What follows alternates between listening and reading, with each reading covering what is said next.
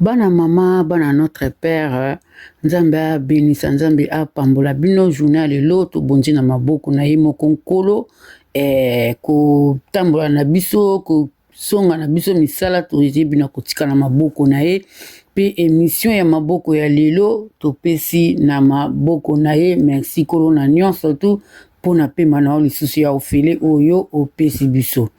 Bana mama balanja Michel la Grâce Télévision na ye lisusu na kati ya chaîne na biso ndeka na esa bino awa tolobaka pona kopesa batu conseil pona komema batu na nzela oyo ezali ya malamu toka kofinga te toka kochula te ba vie privée bonde bolobaka kaka tolobaka makambo ya batu ya ba vie privée soki ye moko kolo likambo amemi yango na internet soki eye na kati ya réseaux sociaux ekomaka oyo kati ndambu argumenté o pa kati ndambu argumenté bandeko na ngai. Bambote bambote bambote famille bota ba abakuke toujours bozala bien biska bozali babonné de cœur ya Michel la Grâce Télévision balandi na ngai o babanda na nga penza uta tongo ba osala ke chaîne o e matin. Merci mingi na confiance pe fidélité o bopesa epai na ngai. Merci na nde bolanda ka chaîne o maintenant senga bino kaka bo like kaka ba émission botika pe ba commentaire et kosala kitoko makasi surtout kobosana te soki aussi oza abonné ou cliquer na chaîne na cloche ya notification.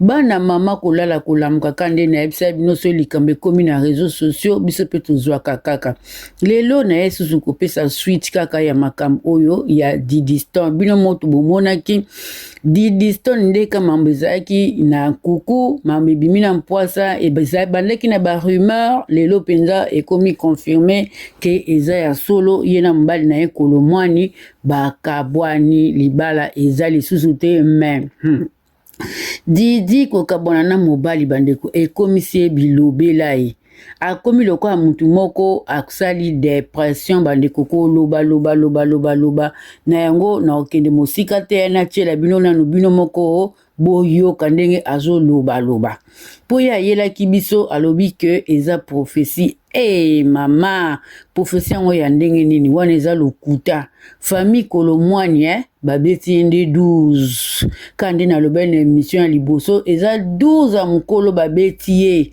bakosi ye po kaka baluka moyen ya kokabola ye na mwana na bango likolo nini ya impolitesse olingi kobanga tata o aboti yo te komema rando kolo libala eza mama na bino yo oza mwana olingi koyoka te kokota mamba bapara sikoyo papa asasala vie mama asala vie moto lela komi kosouffrir ekomi yo boyoka ndenge komi kolobaloba bilobaloba déception oyo esali ye pasi epesi mobulu bandeko bana mama boyoka Didi ndenge aolobaloba et tous les jours il y a une histoire loufoque quoi. C'est trop. Vous savez les gars, des fois je repense à tout ce que j'ai vécu du haut de mes 25 ans. Donc depuis que j'ai commencé, on va dire, 16-17 ans, voilà. Et je me dis que j'ai jamais eu une année tranquille. Vous voyez comme les célébrités genre Zendaya, tout ça, en mode t'es connu, on parle de toi et tout, mais vas-y tranquille, tu vois. Elles ont leur relation, elles vivent leur truc, vas-y. Mais moi, il y a toujours des histoires loufoques qui sortent tout le temps, il y a des histoires loufoques. C'est dingue, c'est dingue. Et je vous jure que lorsque je fais le bilan, je me dis c'est un truc de fou. Comment ne pas avoir des traumas? Ne pas avoir des traumas les gars. Et première fausse sextape, on te colle une relation alors que t'es jamais sorti avec le bouc, tu l'as même jamais vu en vrai. Tilélo, c'est ton ex, t'as une sextape avec lui. Les gens ils s'en foutent de la vérité, ils veulent juste sensationnel. Bref, deuxième fausse sextape. Enfin, t'es parti à New York, t'as tourné un film porno. C'est monté, c'est descendu, article, vidéo et tout, jusqu'à la pornstar en question. Elle a dû parler pour que les gens acceptent le fait que ce ne soit pas moi sur la vidéo.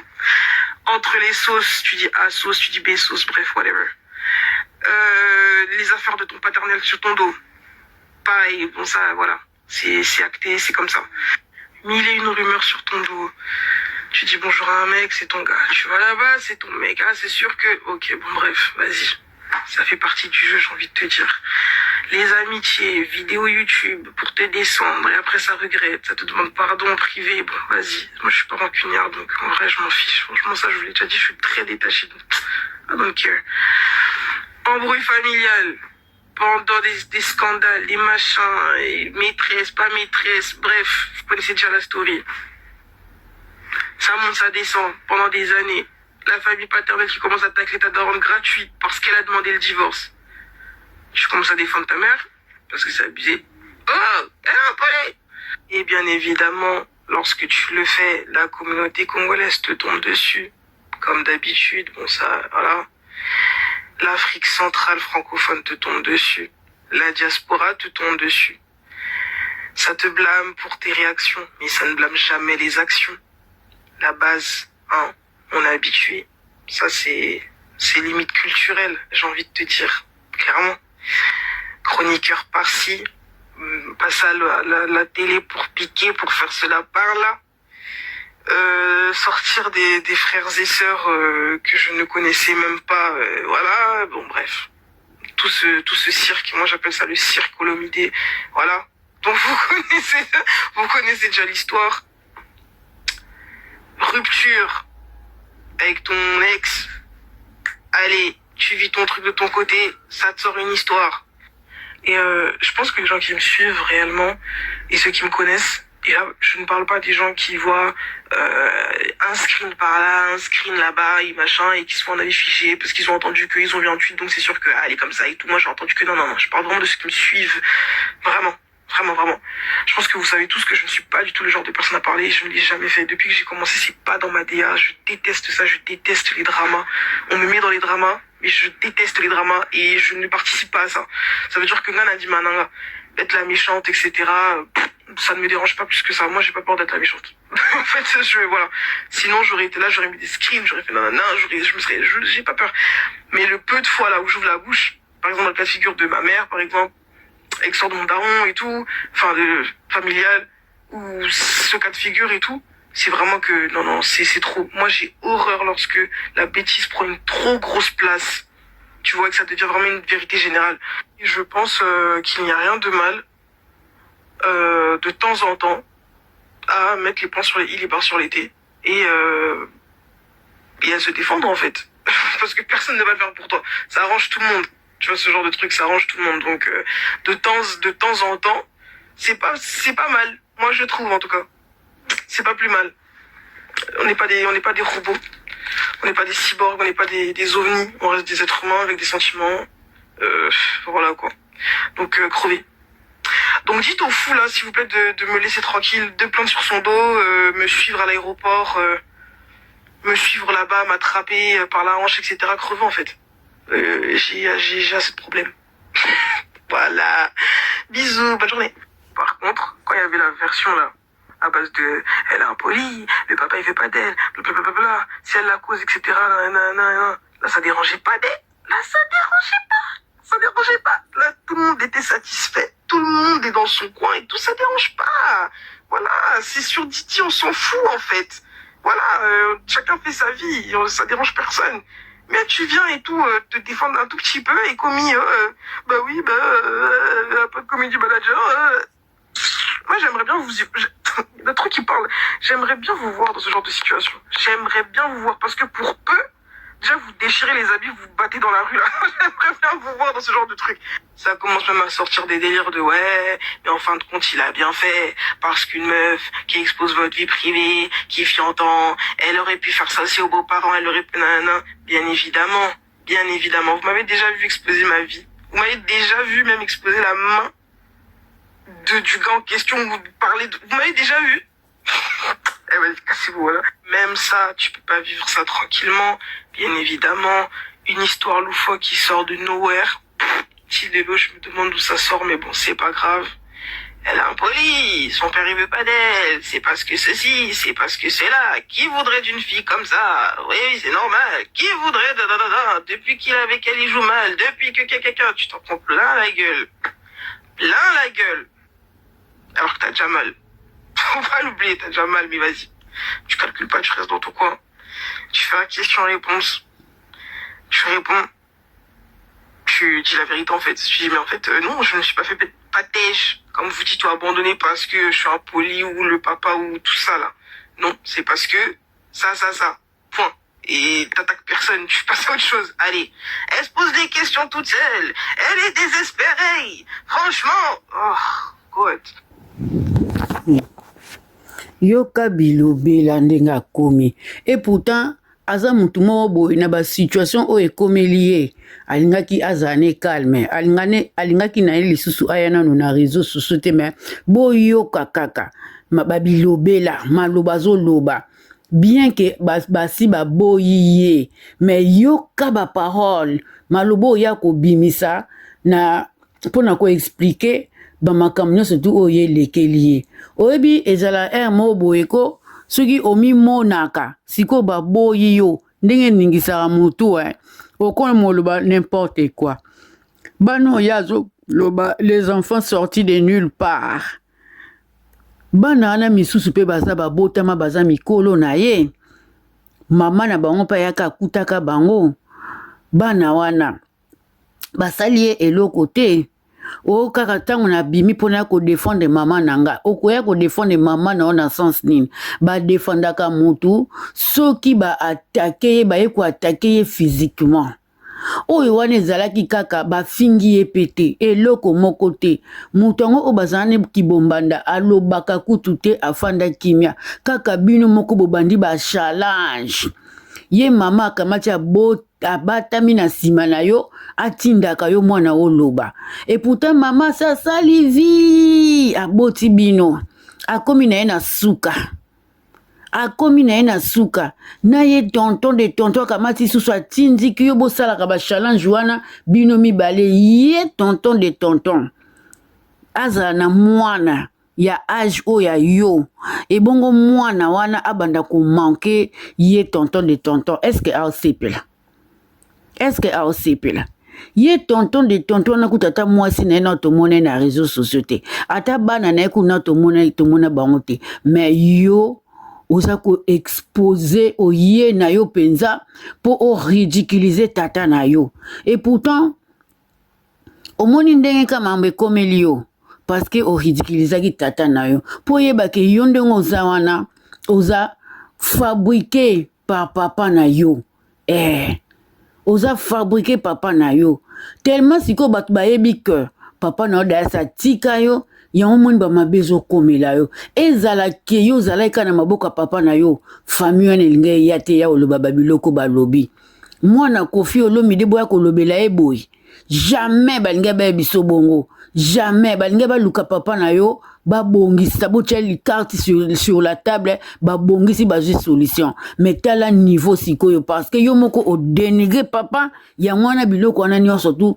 ekomeli yo papa na azosala osali anniversaire otikali ata kotia ata nzembo ata moko ya miziki ya papa na yo te odénigre na bato mosusu kutu oyo bazalaki na jour anniversaire wana basepelaki te ozotia nzembo ya mutu oyo banzembo ya mutu oyo ke mutu wana bazala aza ennemi ya papa na yo okamata ofongola baporte soki eza na bato ebele loyo bakoma omanke Kofi parce que eza yo mwana ne propre mutu ofongola baporte alors quel mwana oyo abotami na kati ya ndako ya Kofi akoli Kofi afasone ye apesi ye bachance apesi ye bamakambo nyonso atomboli ye likolo ya bana nyonso tu ya bamusicien mwana wana nde lelo mutu amazo manke Kofi me bana oyo kutu Kofi abokole bango afanda na bango ndako moko te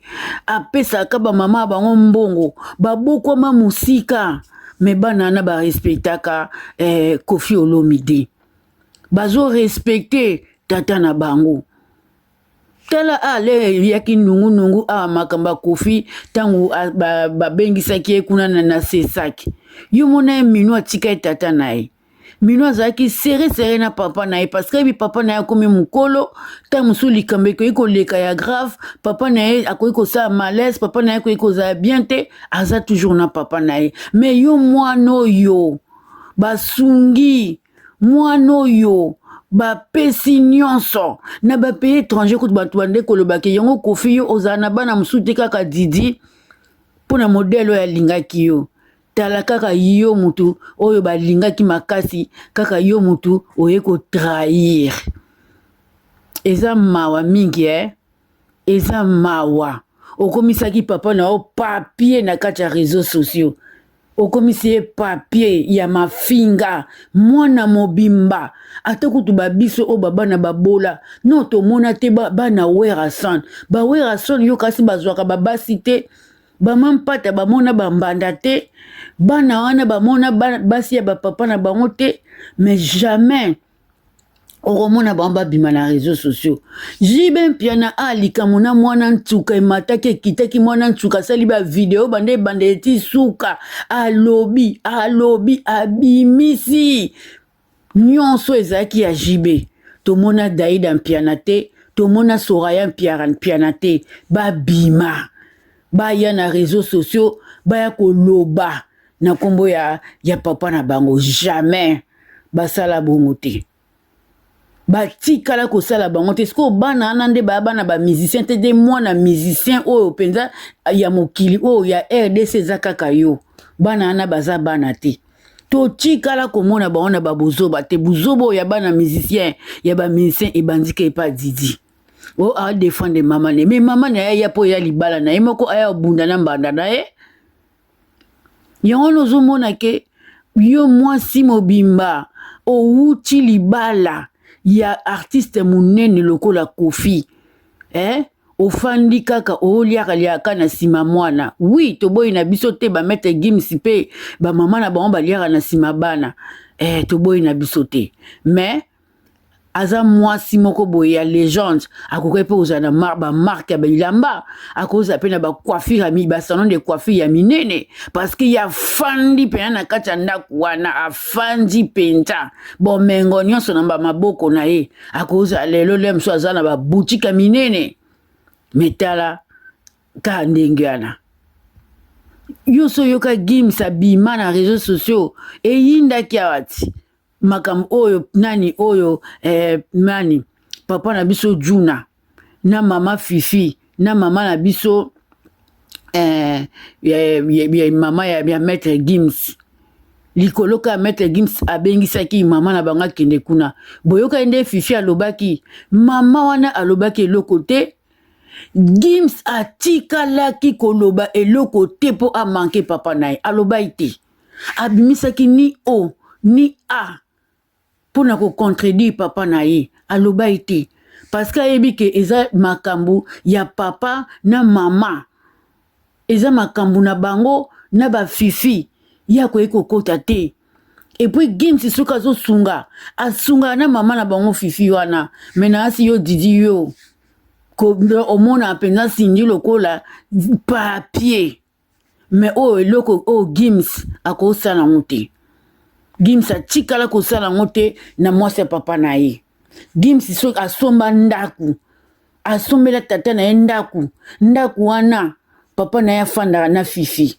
Gims asomba mpe bana oyo Fifi abotaka Gims akipa mpe bango mais Didi yo kosala ngo te mais Gims papa bango kuta kipa bango te babokama na maboko ya mama mais yo bapokoli obotami na ndako ya tata okoli na ndako ya tata ti papa façonné yo alambi yo mpenza atokisi yo basauce banini biloko nyonso tu na nzungu obimi mpenza kitoko tombwami okomi na some kaka ye mutu wana nde lelo osambwisi ye mawa tro so ezalaki mlango mwana mutu mosusu tolinga tocomprendre tolinga tolobaki Kofi parce que kobokola bana bato ifale kobokola mwana na yo moko metala mwana oyo ya ye moko lelo akoma na ye place bafingaka tata na ye ye wana aza kuna mazobosanake baitilizaka yo po bablesse papa na yo mais place wana nde yo nde okangami kaka olingi kocomprendre te omoni lelo ndenge futi yo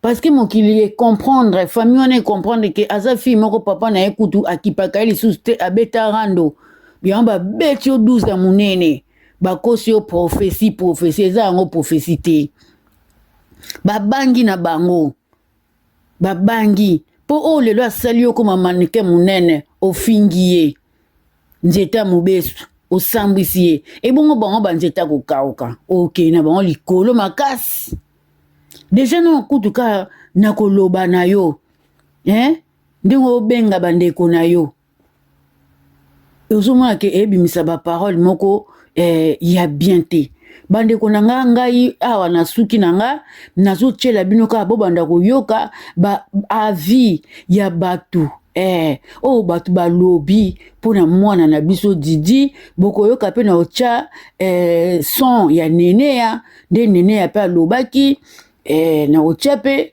oyo ya la marena eya bato ebele ka balobi mpona Didi Stone na batukutu ya bapays étranger balobi bandeko mwana azalaka boye te oyo bino soki bana na bino basali bana na biso basalaka yango te mama yango moni tout le monde bazoloba po likamba kokamwa mwana ngo mpe ya nani te ya mopao mwana ngo mpe kaka oyo batombola bana okutu basundola tala nde baorespecte tata tala nde baopesa ye valeur me yo motu babandaki kobokola bakomisi yo ntina wapi ka yo motu osambwisi tatango eza pasi bandeko naotyela bino bolanda ba audio ya bandeko mosusu ndenge balobi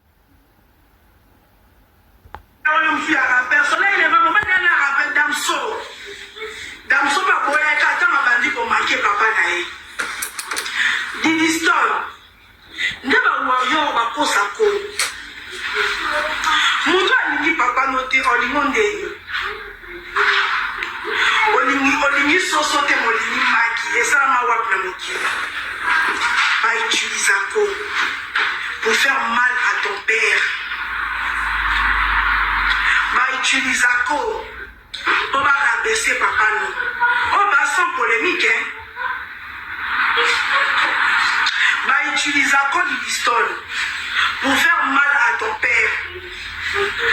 Utilisa code Didi pour rabaisser papa nao. Mais mon temps fout d'abord pris et yo. Na autant mon année on a tonton de tonton. En fait, Azamukala, c'est normal. Azamukala papa non. Mukala maman non. Papa mukala na yo mwana. Pour le moyen. Mouton peut utiliser au thé pour rabaisser ses parents. Donc, on dit mouton va utiliser ça. On dit moment n'a pas été. Oh, pour le moment, on va mes attentes. Pas qu'il n'y a pas de concert d'affaires rigola. T'es une balle dans un carbone. T'es bon pour acheter ma compétition dans la salle à thé. Parents ni congolais. On dit moi, on n'a pas la compétition. À sa thé. Ils sont nous comme parents congolais mon côté olinga mwana na ye abala yo pour ce qui tata na yo moko au fin na les réseaux sociaux au komela ke ma komi bongo ba bo kilo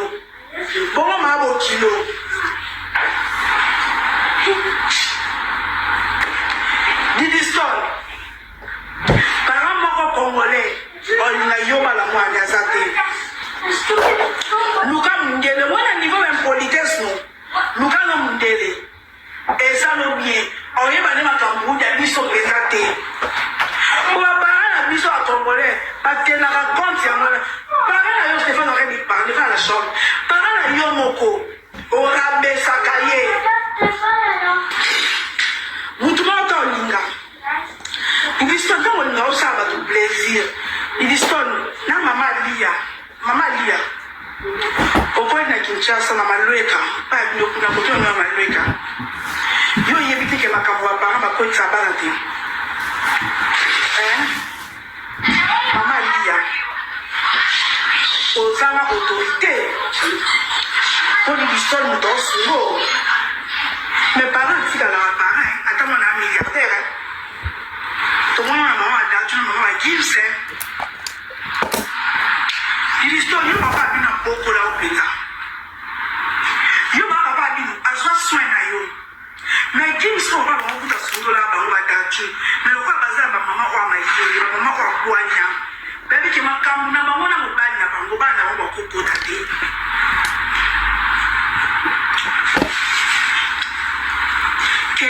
finga valide tout mon atteint na komata valide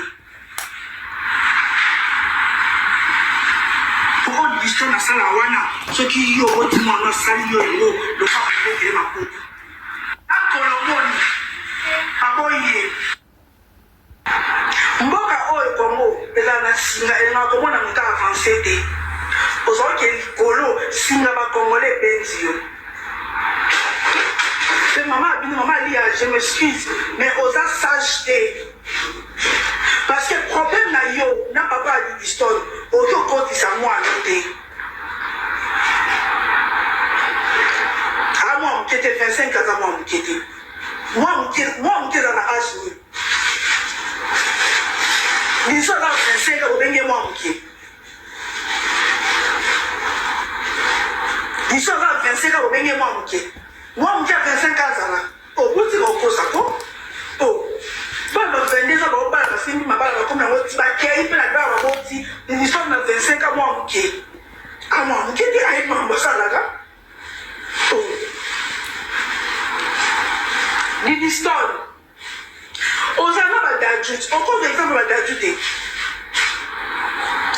T'es là, ma chérie, nous sommes délai. Nous allons monter comme les parents nautiques à ballon. Oh, ça t'attend. Ça te fait plaisir quand vous jouez à papa noté. À papa noté. Il a pas de canadé. Mais en commissaire, si j'ai un qui sa papa nous. Et c'est ça pour yo. Il va y avoir pas congolais. Quand il y a pas congolais. Bon, bah, nous allons avoir boy. Par contre, nous allons avoir l'équipe.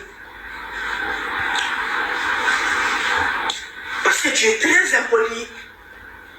On a pété. On même la Bible, moi, on a dit Bolumba papa, à quel seka, à laquelle moi qui m'appelle. Papa me dit ma sanga langue. Moi, na moni Bolumba papa, si on dit picaé, il y a ce qui papa, à laquelle moi qui m'appelle. Il y a une histoire, papa, non, on t'a foutu à maternité là. Afite dans la classe. Oh, ça l'élo. C'est confié au lomité. Mais pour le problème, il y a des parents. Moi, je suis oh, ça n'a pas non, piqué dans les réseaux sociaux. Au lieu que le prophète, moi, lobby dans mon mobile, oui.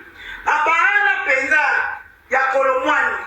Babena ba prophète wala ba solde ke mwana impoli va bisa ba mwana tshini se ote to so ke na papa na emo ko pique na réseaux sociaux bongo biso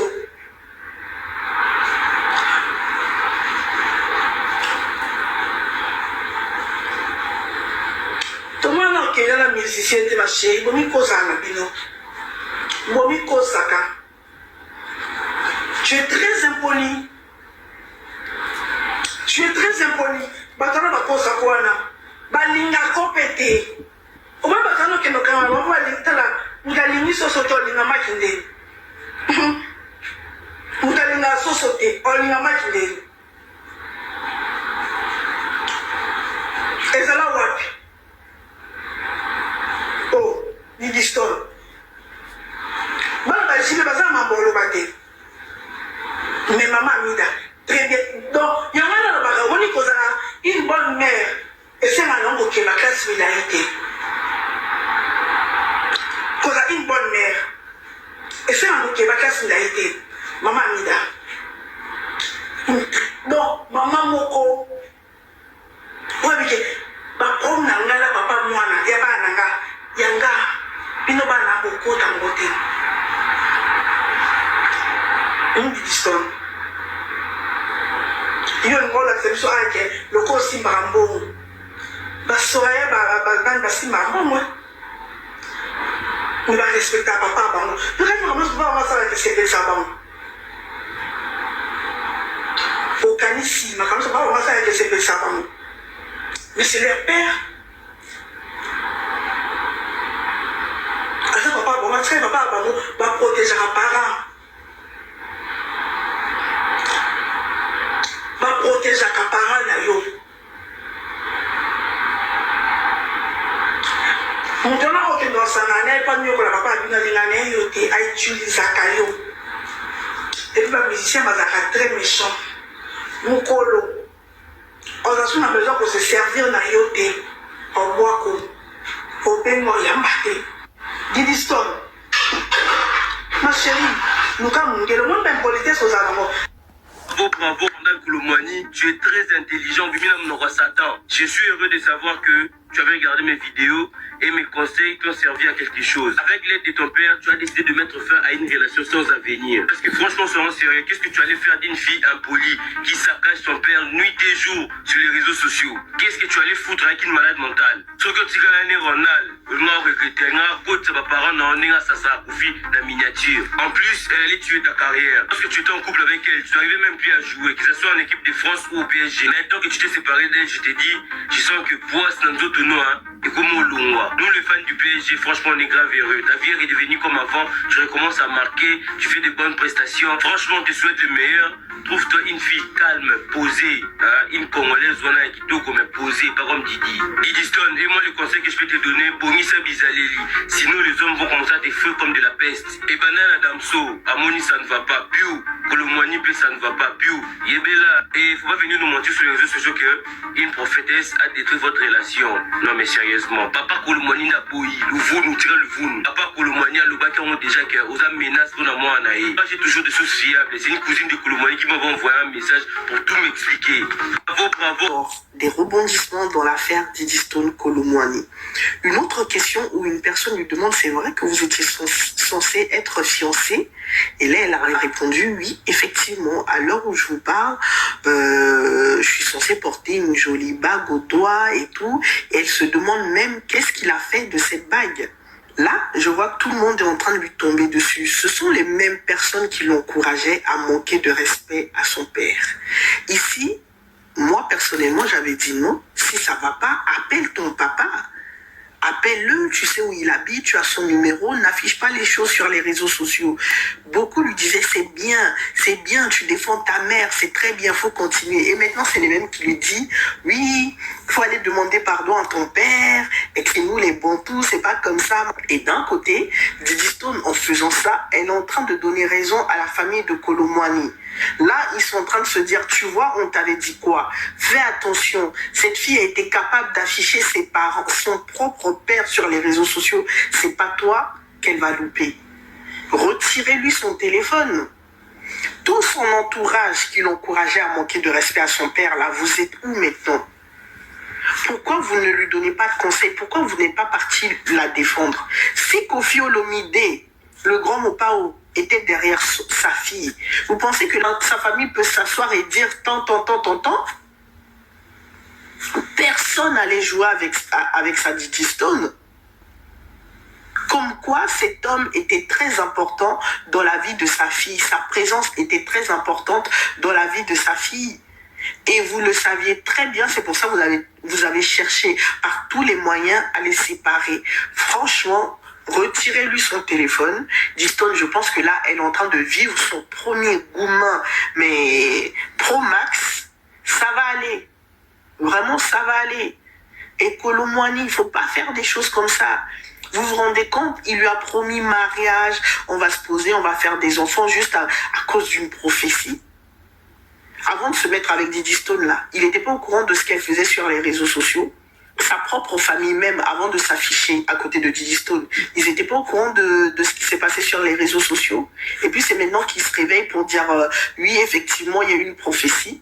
Mais vous saviez déjà que voilà, il y a eu des embrouilles avec son père sur les réseaux sociaux. Non, c'est pas bien. Retirez-lui son téléphone. Je sais que ça fait mal, Didi Stone, mais en vrai de vrai, va voir ton père. Va voir ton père, parce que aucun homme congolais, s'il y a Koffi Olomide derrière toi, aucun homme congolais va venir te manquer de respect. Aucune famille va s'asseoir et dire ouais, ceci, cela. Non. Hey, vous êtes méchants. En tout cas, alors, histoire. Monique moi n'a pas bolingweye ma casse. Banjo mona que ce n'est plus encore des aventures. Babandi ko kota na casa. Non. On veut pas. parce que ton moni déjà na tata na ya kendeki na ye boye bongo na biso babokilo. Yango wana, il faut faire attention dans la vie. Maintenant c'est ta vie. Vie na yo sikoyo eza sikoyo na entre likolo moko na se. Maintenant yo mutozo souffrir. Maintenant eza yo. Papa AGC Kenda, il fait sa vie assez à Koli. Papa mesana na ye na ba vie na ya ko changer. AGC Kenda. Mais toi, AGC nanu. Ya mukie, tu veux aussi ou mana ko tonga vie na yo. Yaya, ce n'est pas facile. Hein? Ce n'est pas facile.